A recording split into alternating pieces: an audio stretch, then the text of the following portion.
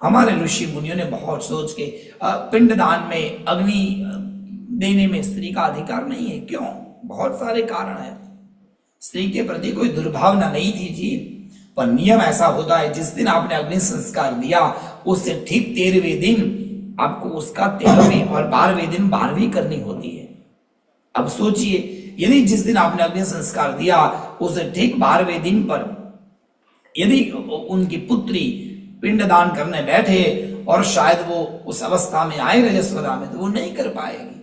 और दूसरा, पिंडदान का नियम है खुले शरीर बैठना होता है, क्योंकि बार बार जनेऊ सभ्य अपसभ्य करनी होती है, जो स्त्री के शरीर के लिए अनुगत नहीं है, इसलिए उनको मना दिया। उसमें उनके प्रति कोई दुर्भाव नहीं था। यहां पर तो स्पष्ट लिखा गया, सज्जनों ध्यान दीजिए, मां भगवती के साधना का सबसे पहला नियम शुद्धि होना बड़ी अनिवार्य है।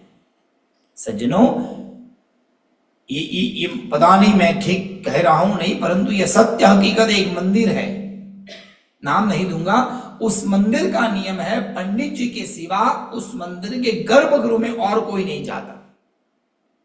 पंडित जी की पत्नी को भी नहीं पता है कि गर्भगृह में क्या है।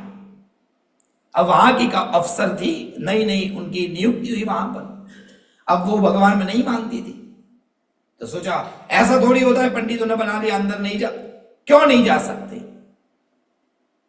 आई would love to go inside, मुझे चेक करना है अंदर क्या है। पंडित जी ने मना किया, मत जाइए, ये रूल है, मत जाइए। नहीं माना। आधुनिकवाद को मानने वाले, कुछ नहीं होता, ये सब नाटक है, पंडित होगा, अंदर जाने से क्या बिगड़ जाएगा, भगवान थोड़ी मना करेंगे।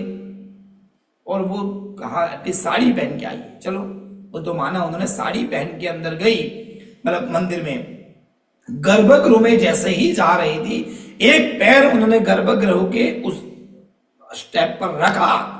सज्जनों, ये असंभव है, फिर भी देखिए उसी क्षण उनकी जो साड़ी जहां से बांधी थी वो अचानक क्या हुआ, तो वो साड़ी खुली, तो तुरंत उन्होंने पकड़ लिया।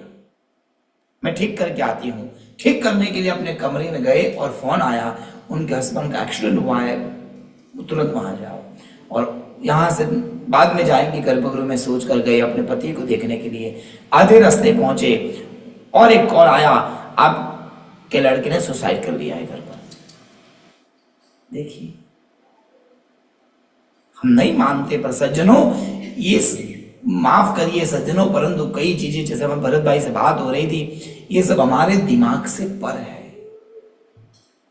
यहां केवल स्वीकार है, क्योंकि उस समय जो उसको लिखा गया, बनाया गया, उसकी दीर्घ दृष्टि थी। आज मेरी और आपकी इतनी दीर्घ दृष्टि नहीं है, कई चीजें हमें मानना होगा। इसलिए सबसे पहला नियम आया शुद्धि का।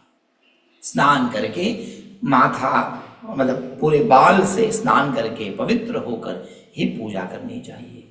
शुद्धि सबसे पहला साधन बताया गया। उसके बाद में देवी के प्रति पूर्ण समर्पण।